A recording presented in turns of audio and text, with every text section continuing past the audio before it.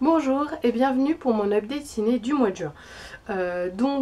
J'ai décidé en fait maintenant de faire un update, que ce soit BD, lecture, ciné, film ou série, à partir de 3. À partir du moment où j'aurai vu 3 films, par exemple, je ferai un update film. À partir de 3 films au ciné, un update ciné, etc. etc. Vous avez compris l'idée. Voilà, donc là, voici mon premier update du ciné. Donc ça sera celui du mois de juin. Je sais pas s'il y en aura un par mois, plus régulièrement ou moins. Bah, ça dépendra en fait du rythme auquel j'arrive au 3. Voilà. Donc le premier film que je suis allée voir au cinéma ce mois de juin, c'est le film Maggie, donc de Henry Hobson et avec Arnold Schwarzenegger et Abigail Breslin. Donc l'histoire, en fait, ça va être assez dur de la résumer parce que c'est plus un film d'ambiance que vraiment une histoire palpitante. En fait, c'est une jeune fille qui se fait mordre par un zombie et son père qui fait tout en fait pour retarder le moment où elle doit rentrer en quarantaine. Voilà.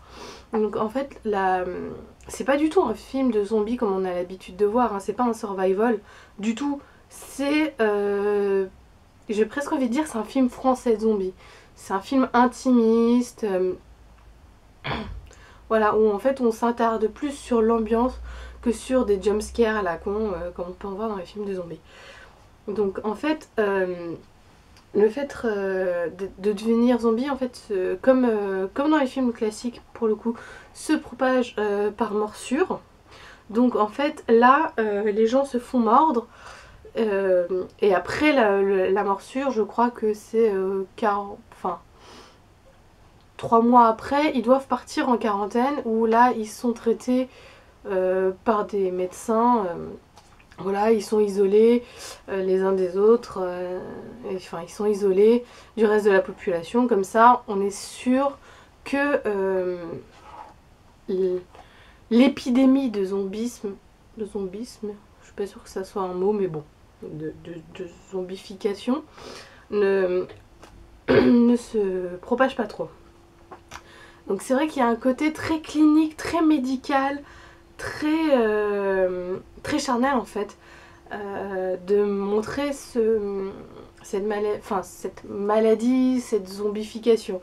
En fait, c'est une espèce de nécrose totale du corps qui atteint le cerveau, et quand elle atteint le cerveau, en fait, les gens deviennent fous et cannibales.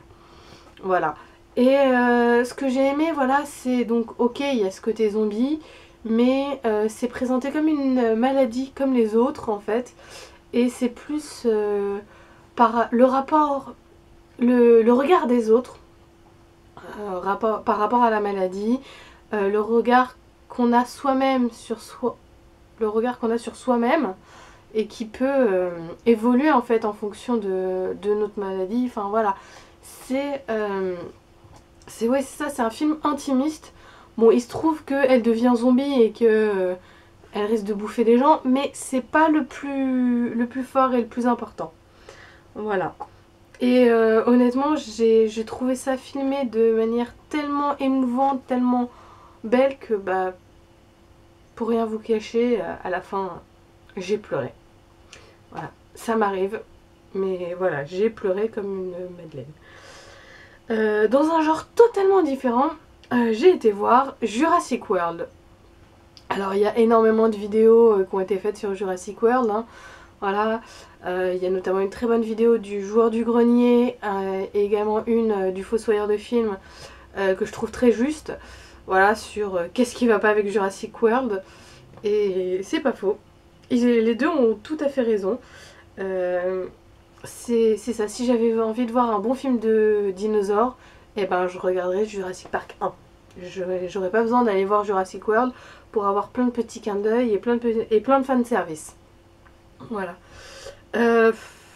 Chris Pratt m'a beaucoup déçue dans ce film. Alors je le connais pas très bien, hein, mais c'est vrai que moi j'en ai l'image d'un mec marrant et tout.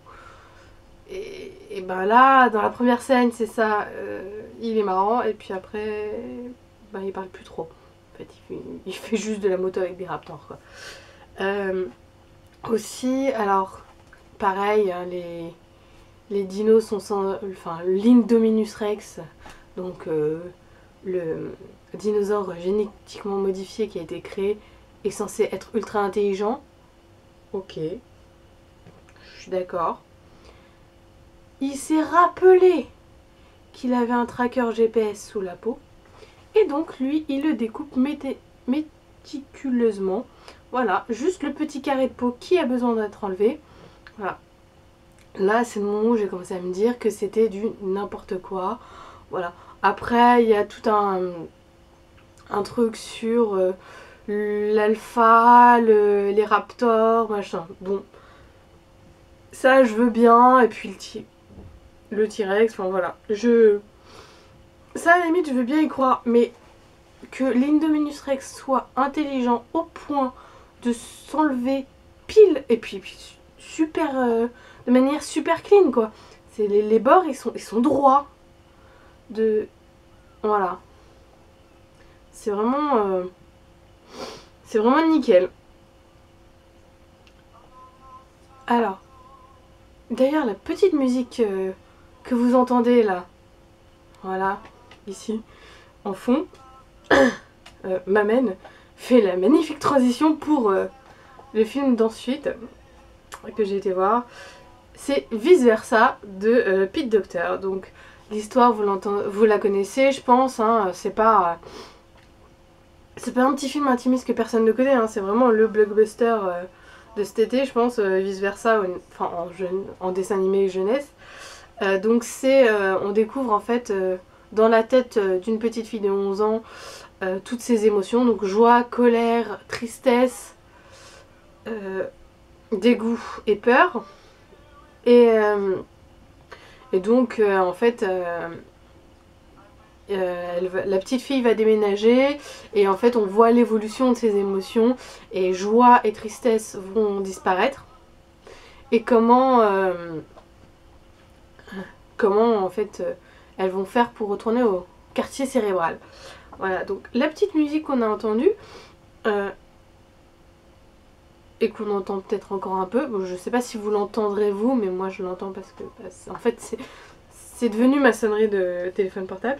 C'est un petit court métrage qu'il y a juste avant, donc qui reprend une légende hawaïenne sur deux volcans qui s'aiment, mais un est sous l'eau et l'autre à la surface, donc voilà un peu leur amour impossible, voilà. J'ai trouvé ça pas mieux que Vice Versa, parce que Vice Versa est génial, mais beaucoup plus poétique, beaucoup plus, voilà, c'est pas du tout le même style. Vice Versa, j'ai lu une critique qui disait qu'il faut avoir connu l'adolescence pour le comprendre. Je suis d'accord. Faut avoir en fait, déjà, tout le monde le verra de manière différente parce que forcément, on a tous un rapport différent à nos émotions. Et surtout, enfin, oui, c'est ça, vice versa, on aura tous une vision très, très objective. Oh, je confonds toujours objectif. Très subjective, pardon. Voilà. C'est ça, moi j'ai kiffé joie et tristesse, peur, enfin voilà. Il y en a qui... Enfin voilà, c'est deux personnes qui vont le voir ne verront pas la même chose. C'est vraiment très... Voilà, c'est vraiment très lié à notre histoire personnelle. Alors que le petit court-métrage avant, donc Lava, c'est beaucoup plus basique, hein, voilà. Mais en même temps super poétique. Et voilà, je trouve que Vice Versa, donc, est très juste au niveau de la représentation des émotions. Voilà, j'adore aussi l'ami imaginaire, donc Big Bang.